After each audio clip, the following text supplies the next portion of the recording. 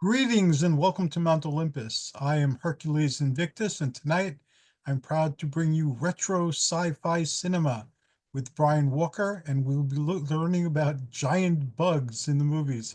Greetings, Brian. How are you? I am well tonight, Hercules. How are you doing? Looking forward to learning more about giant bug movies. Great. I ran one just yesterday as the movie of the day, which is called The Beginning of the End. Um, it's a public domain film released in 1957, and it stars Peter Graves, whose birthday was just a couple of days ago, actually, and Peggy Castle, one of my favorite actresses from the 1950s. And it's giant grasshoppers. Okay. And it's a good Burt I. Gordon film. If you are a horror or a science fiction fan, and especially a fan of old movies, chances are you've seen a number of Burt I. Gordon films Yes. over over the years. He quite honestly kind of pioneered a film technique whereby he made either small things look much larger or large things look much smaller. He usually went larger, but occasionally, depending on, well, in his film Attack of the Puppet People, he does go smaller with those, but he does it for kind of a creepy effect. And as you'll recall, after the atomic bomb was detonated at the end of World War II, apparently in the American psyche in the 1950s, like nuclear fallout and what it would do, not only to us, but to the creatures around us, ran rampant in Hollywood, especially if you had not a whole lot of money to spend on a horror film. Although that said, some giant bug movies were actually quality productions. Them comes to mind, and to tell you the truth, it's one of the earlier ones, and I think it's probably one of the best ones as well. And part of that's because of the cast. It stars James Whitmore, Joan Weldon, James Arness, Marshall Dillon from Gunsmoke, Edmund Gwynn, who was the Santa Claus in Miracle on 34th Street, the 1947 version, with Natalie Wood as the little girl who comes to believe that there is a Santa Claus. And the child actor in this, I think, is spectacular. She might be the best of the bunch. Her name is Sandy Desher, and she's the little girl she's found wandering the desert, and she's unable to speak, and just seems to be shell shocked or stunned. And um, at one point, when she smells the ants, she starts screaming them, and it's a really powerful point. I hope I'm not giving too much away regarding the movie, but it's a really powerful point in the film, and it's it's tragic on the one hand, yes, yet it's horrific in the other, because you start thinking about what she must have seen, with the ants, killing and eating her parents. But which is grim for 1954. You know, I remember seeing it and I remember it made an impression on me when I was a kid, but I don't think I've seen it since. it's really well done, and it had a studio behind it, so it had those dollars, and it really has withstood the test of time too. And I've probably seen it 20 times, or maybe even more at this point. It's a holiday, or I'm sorry, a Halloween favorite, I guess I should say, but that is sort of a holiday. I think it it not only benefits from having a studio behind it, but it's got some really good acting in it.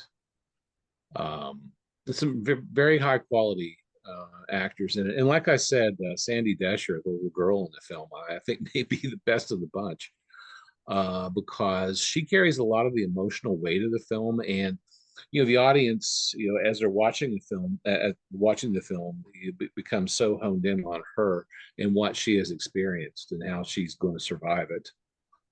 Now it's a Hollywood film, so they tie up everything pretty neatly there at the end. Although not everybody survives, I will give too much more away than that. Although the little girl does. So if you're That's good. squeamish about that sort of thing, she makes it.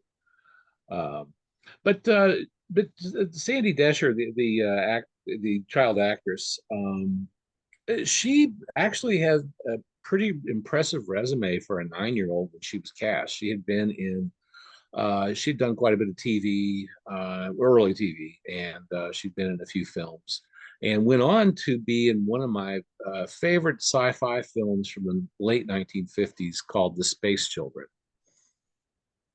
It's a really interesting film, and it has one of my favorite character actresses, Peggy Webber, as one of the moms of the space children. It's not too unlike Village of the Damned. It was actually shot a couple of years before Village of the Damned, but it is somewhat not exactly the same, but it's a similar plot. So if you've ever seen Village of the Damned, George, oh golly, I've lost his name. Oh well, if you've ever seen Village of the Damned, God, I hate getting old. I just can't remember anything I anymore. might. I can see his face too. His brother was Tom Conway, and his name is George. And I even have a page devoted to him at the drive-in. And right now I cannot remember his name. But anyway, Space Children's a fun movie, and Sandy Desher worked well into her teens. She's now 80 years old, but she in the 1960s she quit acting and then moved on to better things that she wanted to do as an adult. And she had such an impressive career as a child that it's okay for her to move on. Now, Them was not a Bird-Eye Gordon movie. Like I said, it had a bigger studio behind it. But Bird-Eye Gordon, like I said, he was responsible for Beginning of the End. There's some others that he did as well. Earth versus the Spider is kind of a well-known Bird-Eye Gordon horror film. And in this one, the large insect is obviously the spider that has unfortunately killed June Kinney's father in it. It's sort of the opening sequence of the movie itself. And it's a lot of fun, too. Some versions of Earth versus the Spider were actually just titled The Spider. So if you're looking for the film, you can find it under both titles. You more typically will find it under Earth versus the Spider, but sometimes it is just the Spider. And some of the promotional materials were also printed early, and those reflect the original title, which was supposed to be the Spider. One that I caught not too long ago, it's a British movie that I thought was really interesting. It's called The Cosmic Monster. It's not a Bird-Eye Gordon film, but it's got an interesting cast. It has Forrest Tucker, Gabby Andre, and Martin Benson. Martin Benson was in at least one James Bond 007 movie in the 60s and maybe two. Not quite sure about that. But the interesting thing in The Cosmic Monster it's a British giant bug movie, and you didn't get a whole lot of those. As a matter of fact, I can't really think of another British giant giant bug movie. But I thought it was worth watching, and as I recall, I think I saw it on YouTube, so it is available. And a lot of these, to tell you the truth, you can be seen on YouTube. Not all of them, but a lot of them can. You can certainly see most of Bird-Eye Gordon's movies on YouTube. Not all of his movies are public domain, but he did have a few here and there. Another interesting footnote about Bird-Eye Gordon is his daughter, Susan Gordon. She was a child actress, not unlike Sandy Desher from Them, to tell you the truth. And Susan Gordon piled up an impressive list of horror films and science fiction films that she was in throughout the course of her childhood. She's in one of my favorite low budget public domain horror films called Tormented. And that stars, well, among the stars is Susan Gordon, obviously. But it's a fun film, and it's about a musician named I think his name's Tom Stewart. I think it was his name in the movie, and he accidentally, but not quite accidentally, kills his girlfriend that he's trying to shed, and he's having trouble getting rid of her. Hmm. And she's portrayed by Julie Redding, and done pretty well. And in the meanwhile, he has a respectable girlfriend from a good family that he wants to marry, and Susan Gordon portrays his girlfriend's daughter, or not daughter, his girlfriend's sister, much younger sister. Sorry about that. And to tell you the truth, most of the film, most of the intensity of the film thereafter is based on the Susan Gordon and the main character Tom. I think his name in it is Tom Stewart. I probably could look up some of this. Stream of consciousness. It's very entertaining, and Well, you're I'm getting, I hate to say it, but I'm getting older, and my memory is just not what it used to be, I'm right there with you. and I've also got a cat on my lap right now who is not to be ignored. Um, and the actor's name who I've been struggling to remember in Tormented is Richard Carlson. Richard Carlson was in some great B movies in the 1940s, 1950s. He's in one of my favorite Abbott and Costello movies, Hold That Ghost. He's very young in the film. But in the 50s, you'll remember him from It Came from Outer Space. He had a pretty good science fiction resume back in the 50s and early 60s. Very distinctive, actor from the 50s who, and to tell you the truth, after his movie career kind of ebbed, he spent the remainder of his career in television, directing and acting. And he died pretty young. He was only 65 when he died in 1977.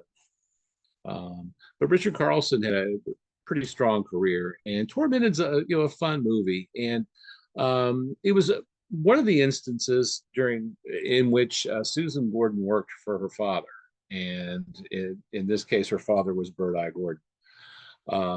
Now he doesn't really magnify anything, but there are some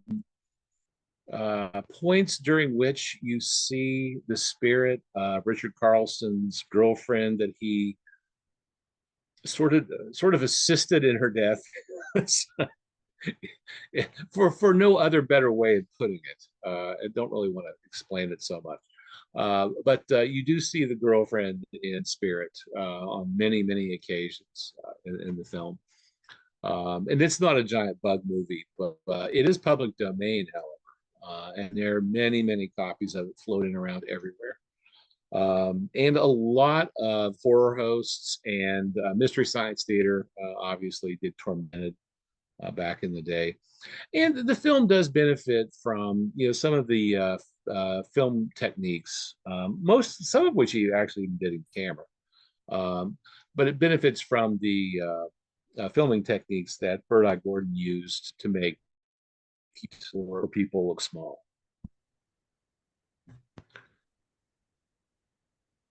And like I said, some of these are a lot of fun.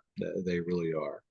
Another movie that has a really impressive cast is Tarantula, and this was directed by Jack Arnold, who also has an impressive resume. And I've got a kitten right now that is just not. I cannot get rid of her. I was gone for about a week, and she has been stuck to me like glue ever since I got home. I'm surprised my Chihuahua's not on my lap, expressing her opinion or trying to lick my nose. But anyway, Tarantula is a great film, and Jack Arnold was a good director too. But Tarantula stars Mara Corday, one of my favorite B movie actresses from the '50s, gorgeous, beautiful woman, who was married to Richard Long from The Big Valley. And Mara Corday, by the way, is still alive. She's still with us. She's 95 years old.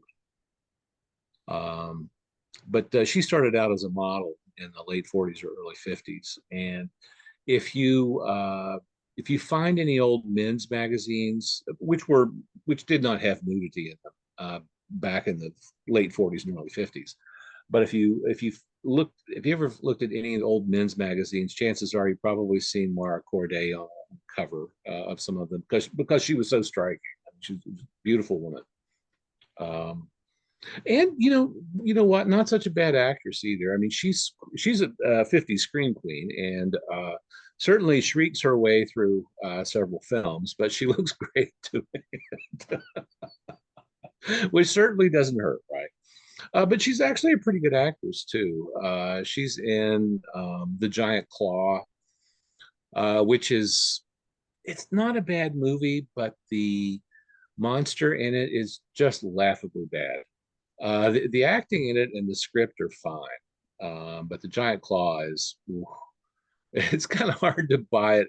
It looks like a rubber chicken, and it's kind of hard to buy it as a movie monster because it looks kind of funny. Mara Corday, in several instances, has told the story about when they went to the premiere of it, and the audiences started laughing when they saw the big bird in one of the still photos at the very beginning of the movie that some pilot has taken of this bird, and it's turned toward the camera, and it looks like it's smiling. It's got its mouth open. You know? it's, it's a lot of fun to watch. Unfortunately, it's not scary because the monster is not scary. But some of these movies are. I think Them is genuinely terrifying. Mhm. I really do. And The Cosmic Monster, the British movie with Forrest Tucker, that I started to talk about. Um, uh, British British horror movies can go either way. They can be really dull and plodding and slow, um, or they can actually work up to some genuine horror. And I'll put Cosmic Monster into that second category because I think it's worth watching, and I think it's a movie that's gotten overlooked in the past. Um, some of my favorite horror movies are British, quite honestly. Um, Boy, she has missed me. Yes, that much is very clear. uh, usually you don't make quite such a fuss like this. But I guess she really did miss me. Now, have you ever seen Attack of the Giant Leeches? I mean, Yes, I've seen that. It's been a while, but I have seen that. I have that on DVD somewhere. yeah, that's kind of a Corman family favorite there. Attack of the Giant Leeches again has a great cast. Yvette Vickers, who was a pinup from the '50s and '60s, is in it, and does not make it. She is killed by one of the giant leeches. Ken Clark, who was Stew Pot in the original South Pacific film from 1958, and in the '60s did quite a few Eurospy films, and he also did a few spaghetti westerns as well. But Mhm. he's in this as I think he's the sheriff or something like that in this. And Jan Shepard, an actress who passed away just a few months ago, is Ken Clark's love interest in this. And Bruno Vasoda um, is in the film for a while, and he's an interesting actor in that he almost exclusively appeared in low budget movies, but he's never bad in them. And in this one, actually, he has a scene where has to regret something that he's done, and he does a good job at conveying the emotion. Um, and Attack of the Giant Leech is another public domain film, but it's also a very short movie. I think it's maybe 62 minutes long or something like that. Not a very long film at all, and a lot of fun to watch. I Uh, seem to remember the leeches were dogs. Is that the right movie that I'm remembering? Or no, I think you're thinking of, oh, what was that called? Uh, oh, oh golly, what is that? Attack of the Killer Shrews. I think that's what you're yes, thinking. that's the one. Okay, I got shrews and With James Best, an actor who probably best known for being Roscoe P. Coltrane in The Dukes of Hazzard. Um, but in the 50s, he had a legitimate film career that went pretty well. It died off, and then he got it back on track and did a lot of TV work after that. But he continued as a working actor for decades, um, even after appearing in attack the Killer Shrews. Uh, uh, and the Killer Shrews is a fun movie, but they do dress up some dogs to look. I mean, they do a horrible job. I don't know what shrews I remember. They just got like long teeth, on them, but they're not even up in their mouth. They're just sort of taped on down here. Um, but there again, that's what makes some of these movies fun, quite honestly. Some of them, like I said, can be genuinely horrific and horrifying, I should say, and others are just horrific. But that But is to tell you the truth, either it. either way, I'm entertained. So Yeah, it's the suspension of disbelief is sometimes greater than you're willing to grant it. But sometimes some of those movies are so good that they're great, or so bad that they're great, actually. anything that's so bad it's good is usually worth watching, especially if it's only 62 minutes, like Attack of the Giant Leeches. But like I said, yes, not all these movies were bad. The Wasp Woman, I think is a good movie to take a look at, which has no budget, but it's got a really good cast. And despite the fact that the special effects aren't groundbreaking or fantastic or anything, but it has a couple of moments in it where it's pretty scary. Um, it stars Susan Cabot. She is the head of a cosmetics firm, and she's always been the face of it, but she's getting old. Yes, I remember that one now. And then she takes this serum. It's a very experimental serum that one of her employees has conjured up. He doesn't want her to take it because it hasn't been tested, and she goes ahead and shoots herself up with it. And the next day is or 20 years has been shaved off her age, and she looks young and youthful and vibrant again, um, only to occasionally turn into a wasp. Sacrifices must be made. Yeah, but hey, she looks a lot younger, Hey, right? So, and I mean it. Looking back at these movies now, you can really see what gender roles were at the time. And the Wasp Woman's a 65-year-old movie, so a lot of things have, well, some things have changed in the last 65 years. Not apparently not all. Um, but there again, though, it's kind of an interesting film, and it does show a woman in charge of her own company. But vanity is her downfall, essentially. Even though she's not doing it out of vanity at first, she's doing it to try to save her company. But then it's like the Leech Woman with Colleen Gray, in that she has to keep, you know, shooting up. She has to keep hitting herself up with the royal bee jelly or whatever it is that she's injecting into her veins. Um, it's like I said, it's a fun movie. Anthony Isley, one of my there again, a big favorite of mine, who did oh gosh, what was the movie he was in? Surfside Six. I think that was the television show he was in, Surfside Six. um, with Connie Stevens and Robert Conrad. I could be there. There again, I'm having some. Maybe I'm having some like early senility, dementia, cognitive issue. I don't know.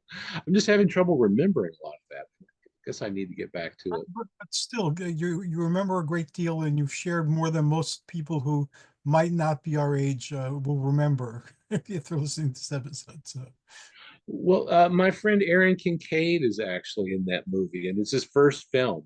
He's uncredited in The Wasp Woman, but he's one of the beekeepers at the very beginning of the film, and he has a few lines.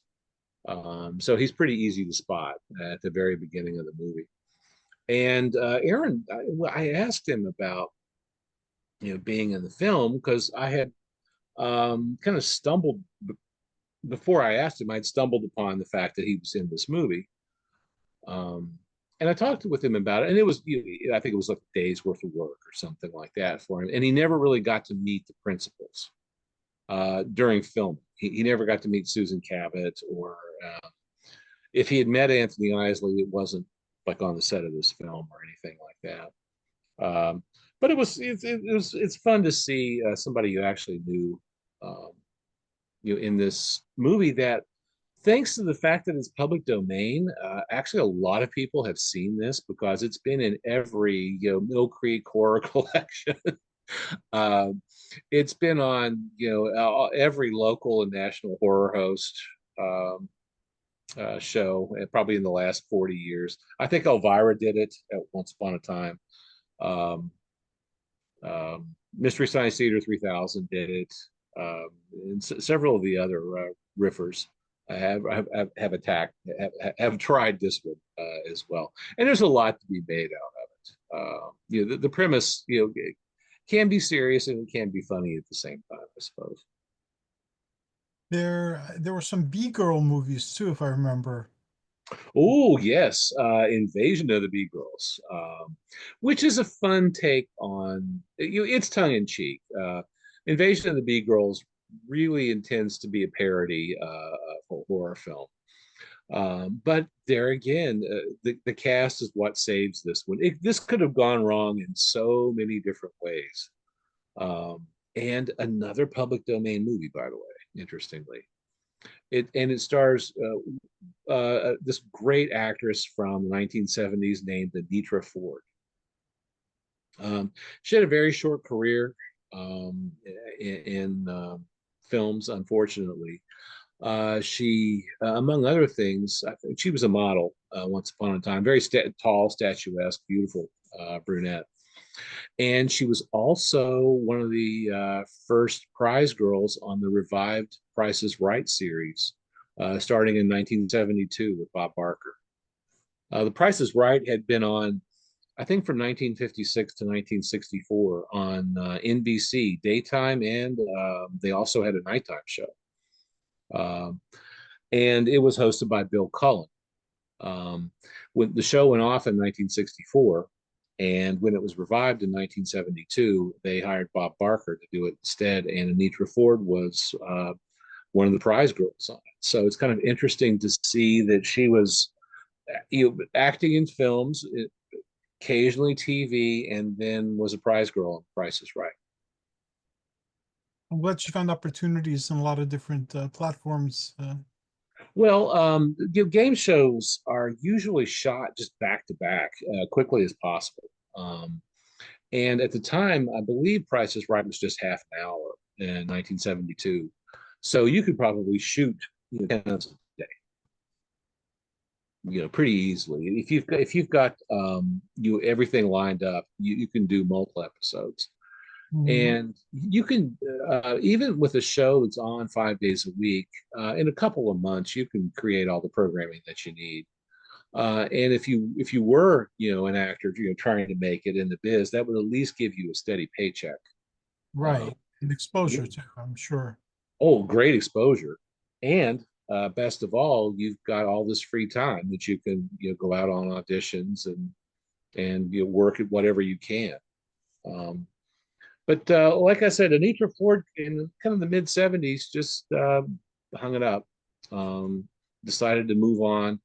I guess, when you go so far, into a career and you have ambition and your career just kind of doesn't get to where you want it to go, um, you can either hang with it or you can go do something else. And she chose the latter. And I think most oftentimes that's probably the best way to go if you can. I did it a few times myself. Themselves are immortal, and we still enjoy them on a variety of platforms. And a lot of things that are being produced now are not even being put out physically. They're all streaming. And that's become a big problem, especially when none of the streaming services earn money. I've heard that. As a matter of fact, some of them are doing spectacularly badly. And not only are they not earning money, they're hemorrhaging cash. And everybody's got one. Universal has Peacock, which is NBC, Universal Catalog. They've got a lot of stuff in there. Paramount Plus is actually CBS, but they have access to Paramount's catalog of films, which is really impressive. Mhm. Um, Prime is always, shedding content. And with public domain movies, you can almost ensure that those are going to stay on platforms because Oh, th- they give you numbers. You can always, especially around Halloween, you can say, "Hey, look, we've got 300 horror films or something." Well, probably more than that, but hopefully more than that. But you start thumbing through them, and it's like, well, wait a minute, I can watch this anywhere. I don't really need your streaming platform for this. Um, I like owning them because I can still watch them whenever I want, and I have a physical copy. They can't mess with it, and they can't erase it, and they can't remove it from the catalog if you have your own copy. One bad thing can happen, however, and that is there's an expiration date on DVDs. I didn't Um, know that. yeah, some of the Warner Brothers output, some of their early Blu-rays from let's say 2007 to 2012 or something like that, have an extremely high failure rate. Hmm. Uh, you can, as part of the settlement, you can request new copies from them. And apparently, Warner Brothers will give you new copies of them if they still make them. So that sucks, doesn't it? That sucks big time. I haven't personally had a whole lot of failures, just very few. I've had Um, very few also. but it's possible. And some of my DVDs are more than 25 years old. I mean, that's kind of getting up there, you know. And I mean, everything has a use by date, I suppose. I mean, videotapes um, don't last very well. No, Like a 30-year-old videotape can be pretty brittle depending on how it's been stored and how many times it's been viewed. Um, but I'm like you. I want to have my own copy or have access to my own copies of this stuff because I don't trust a lot of it being there, except for the public domain stuff, which will be everywhere. It's going to be on archive.org. It's going to be on Prime, YouTube. I mean, you name it. It'll be on every streaming service that has a horror section, horror and sci-fi. Um, but some of my favorite horror films, well, some of them are public domain, but a lot of them aren't too. And if I do get the urge to watch, let's say, Empire of the Ants, which is a really fun movie, it's also not public domain. And I don't know who owns the copyright on it presently. It was a Bernard Gordon movie. It was one of his last giant bug movies. It's from the late 1970s. You okay? I have to mute myself. Are you okay? Yeah, it's something in the tea that I'm drinking. I might be allergic to herbal tea. Hmm. Um, anyway, talking about Empire of the Ants, and it's a film that does have a copyright on it. I don't know who owns it. It was owned by Bird-Eye Gordon. Well, I mean, it was his film, but I don't know who wound up with his stuff, the stuff that he owns the rights to. Um, Empire of the Ants is fun. It's got there again an impressive cast list. Joan Collins starred in it and had a lot to say about the movie, actually. John David Carson, who did a lot of work in the 70s, passed away about 15 or so years ago. Robert Pine is in it from Chips, and the father of Chris Pine, who's now an A-list actor.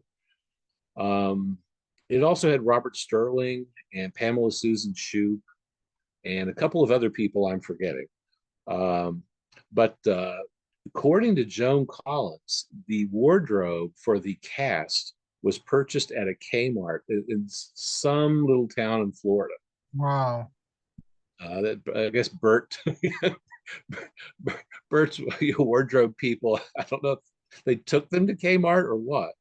But can you imagine? I mean, especially, a few years later, Joan Crawford was, or not Joan Crawford, listen, Joan Collins had hit a rough spot in her career in the 70s, and television proved to be her salvation when she was on Dynasty, when she got cast on Dynasty around 1980 or so. But in 1977, she was doing things such as Empire of the Ants because that's what she was offered, and she had to work. And she also has said that she was convinced that she said everybody in the movie was convinced that they would not work again because they had been in this film. Really? Oh, yes. To tell you the truth, I think the shoot was really low budget, and I think it was hard on the actors. Joan Collins does not have a stunt double in this, and she's in the swamp, like up to her neck. That had to have been tough. And then you find out that your wardrobe is from the Jacqueline Smith collection at Kmart.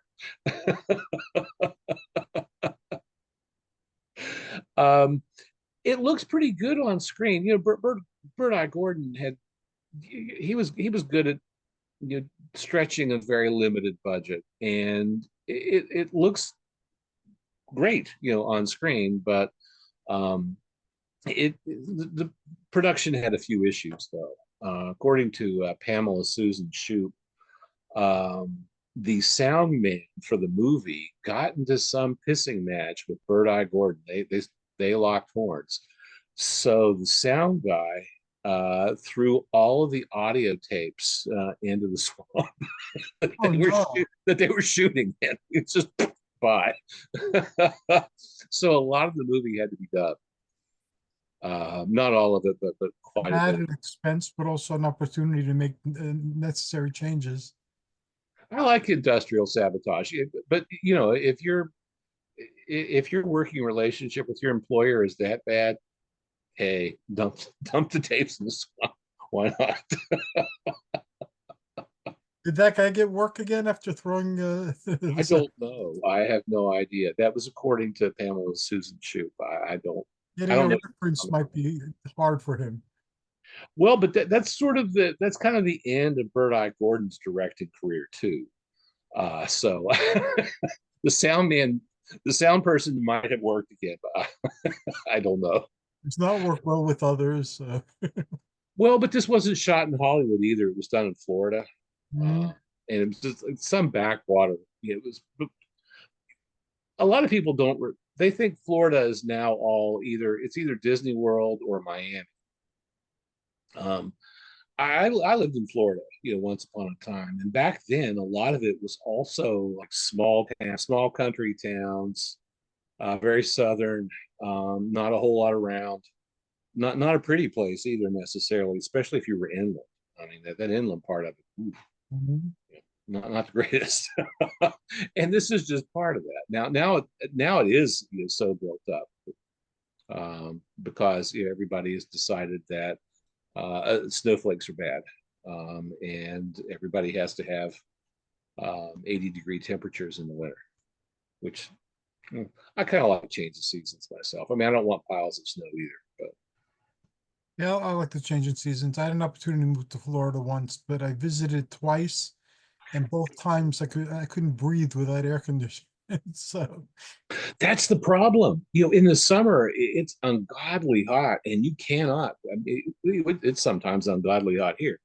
But in the summer, it's just day in and day out. And if you yeah. need to do something outside, you'd better get out there at 5 o'clock in the morning and do it. If you like to do any kind of gardening or anything like that, you have to do it before 8 o'clock because it'll be 100 degrees with humidity to match sometimes, and that sun is bad. I mean, it will eat up your skin very quickly.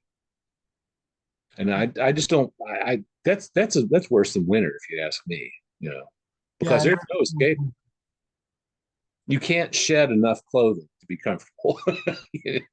At No. least in this part of the country in the winter, and I can usually put on it, unless it's below zero, I can usually put on enough to be not too uncomfortable outside.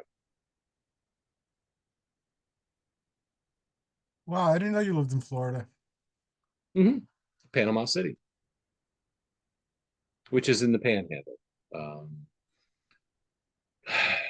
oh gosh, it's probably, I don't know, 90 minutes from Tallahassee, I would say. Um, it's just kind of that. Well, it used to be. I think the Panhandle's grown up quite a bit, but it used to be kind of sparsely populated through there. New There were Jersey. just a few cities. I've been in New Jersey for much of my life, and in New York and in Pennsylvania. Those are the three states I've lived in. I visited a bunch of other states, but those are the three I've lived in. Mm-hmm. Um, I don't know. We speaking of speaking of Florida and retirement, we had well for years discussed relocating, not necessarily to a warmer climate, but at least a different one. And now at least we're staying put. That could change, but Well, um, there was the retiring in Florida. And again, I was never in Florida long enough to experience much except the heat and a few events that we went to when we were trying to sell our science fiction universe and so on back in the day. But I always heard stories of people like saving up their money and going to Florida and living like kings. And then a tornado would come and destroy their Florida life. well, So I think the hurricanes are the things to really watch out for. It used to be property used to be cheap there. We had looked into moving there, I guess probably late 1980s. It was a long. I was young, so it was a long time ago. And we looked at some new houses in Central Florida, and it was cheaper than it was here, and these were brand new homes. That's very different now because the homes there are now very expensive, sure. or at least they were until the insurance rates started going up to about $15,000 a year per house. Uh, Wow. Depending on where you live, if you're coastal and if you have an expensive property, well, your insurance is going to be pretty bad. Um, and I think a lot of people have had to get out. Like I said, it used to be a cheaper place to retire, and it's not anymore. I think you have to have pretty deep pockets to go there. Well, it's true of a lot of places, like retiring in a trailer park too, or with one of those mobile homes. That was a possibility for lots of people, and now it seems that large corporations have bought up all these places and are charging a lot more than people are used to paying to live there. So it's no longer an affordable option for retirement. No, I don't think it is. I've you can see. I actually you can find too much information on YouTube. But when we were looking for let's say we thought about being snowbirds. We thought about keeping our home here and then buying something inexpensive in the south. And we had looked at some of those manufactured housing communities, and I was shocked at the lot rent. It's more than $1,000 in many cases. Wow. And the ones that were more reasonable. Didn't look necessarily well kept or safe. Um, and I just can't imagine paying $1,200 a month for lot rent. I don't think I could sign off on that. I just don't think No, no. that's just crazy. Um, I mean, we looked at a couple of properties close to St. Augustine that had the 55 and up manufactured housing communities. One I really liked. This was a number of years ago. But when I started doing the math, I thought, well, shoot, we could, you know, after just a few years, we could buy a house with what this lot rent costs. Right. And the mobile homes themselves, I didn't think were all that inexpensive. So when you added the two together, it just didn't make a whole lot of sense. And I mean, I kind of like the fact that a lot of those were 55 and up. Right. And there was somebody there to do a lot of the upkeep. Um, I mean, that all sounds nice, especially if you're not going to be around, more than just a few months out of the year. But yeah, I don't think that's for me. And now I would still entertain the thought of being a snowbird Well, it's at good. at some point down the line. It's good to have options, and it's good to be alive and to think about such things. Well, we had talked about buying an RV, Mhm. um, and that would be our residence in the winter. But there again, after watching a ton of YouTube videos on people who full time or even part time in RVs, there is no way on earth I'm going to do that. It looks like such a hassle. The RVs themselves, from what I've come to understand, aren't built very well. And then you are driving them all over these horrible roads. And we drove from here to Georgia, and honest to God, every state has crumbling roads. So I can't imagine, hauling your house, across 1,000 miles Right.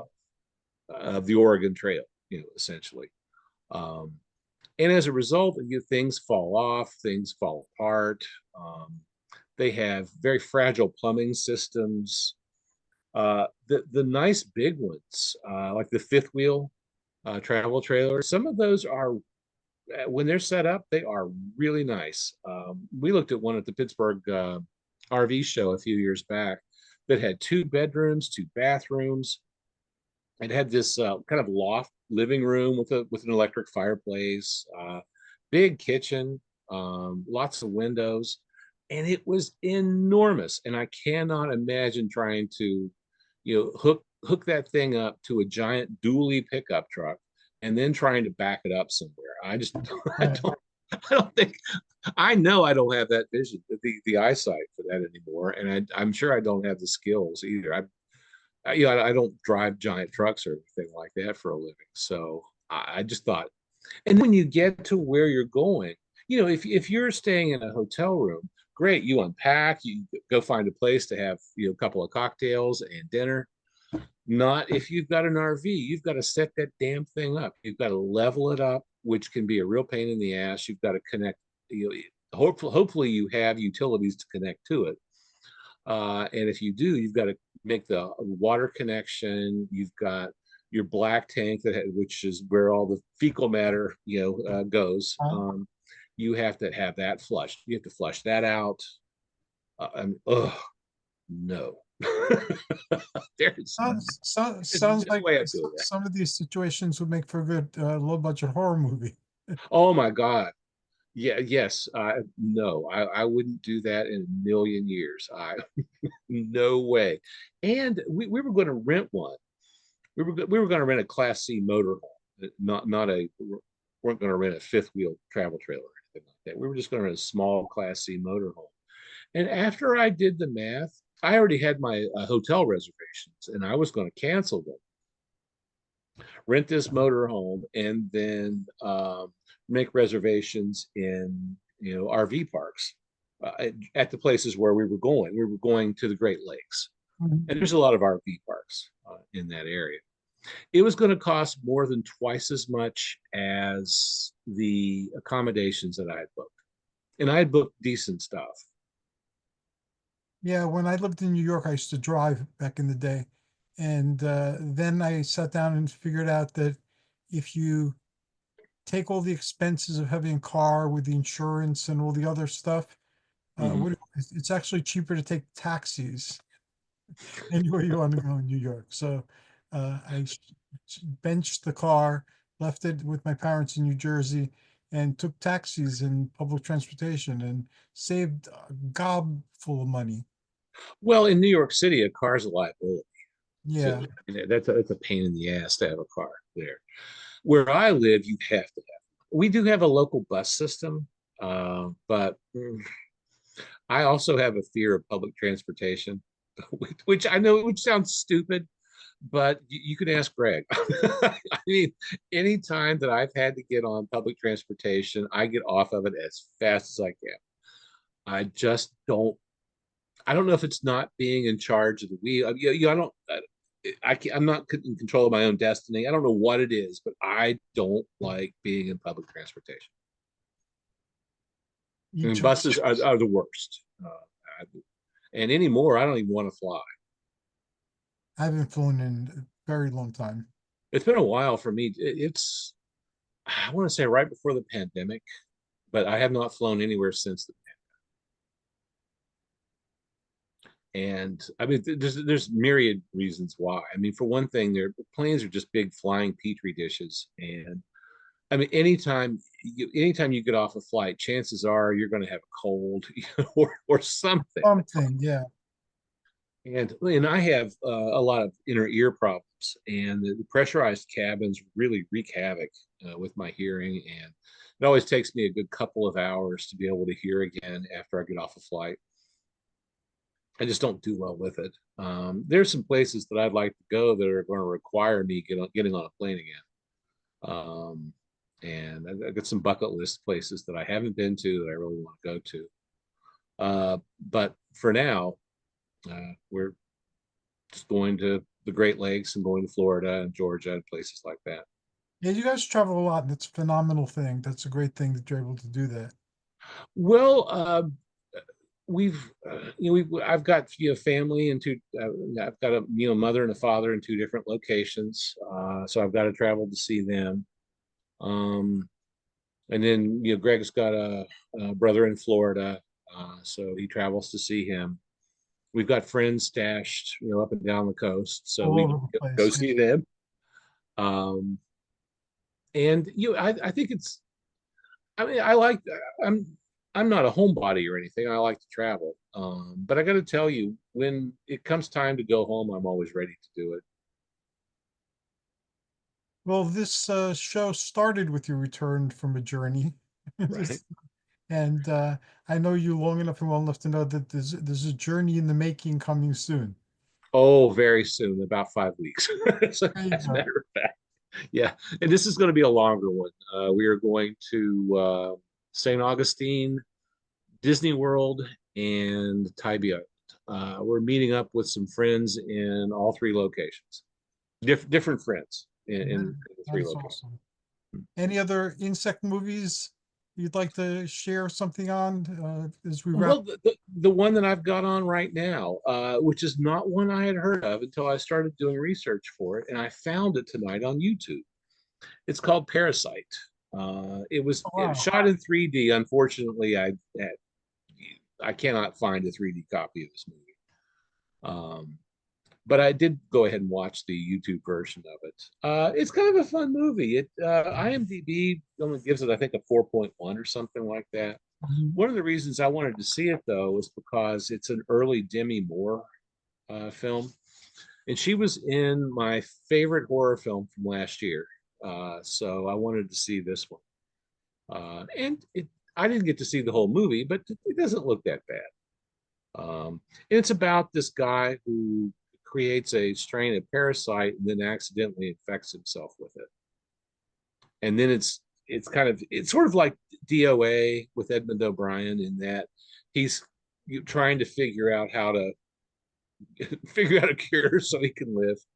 Um, Where it wasn't DOA, and then O'Brien's trying to figure out who killed it. But it's kind of a similar. And that's something that's the fodder for lots of horror movies as well. And like with the atomic nightmares, that's very much in our zeitgeist now, especially with like with COVID and people blaming COVID on various people, where this bug got out and infected the rest of the world. And so, There's a lot of movies. Panic in the Streets is another good movie. Um, where I think it's Jack Palance and he has bubonic plague, and the cops are trying to arrest him, and he's it's like here, there, and everywhere. now, I'm fortunate that I get a chance to speak with you a few times a month, but how can folks listening to our show today contact you and find out more about your cinematic universe and how they can tap into all the wonderful things that you do? Well, you can visit Brian's Drive-In Theater, and there's a lot of content at the drive-in. I have got about 400 pages of HTML at the drive-in, and most of the actor pages have public domain works by that actor. Now, not every actor has something available in public domain.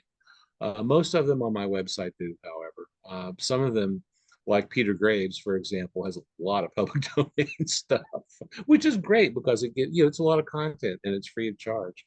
And they're not only films. Some of these are trailers and television appearances as well. So you visit me at Brian's Drive-In Theater. If you want to interact with me on social media, you can visit Facebook.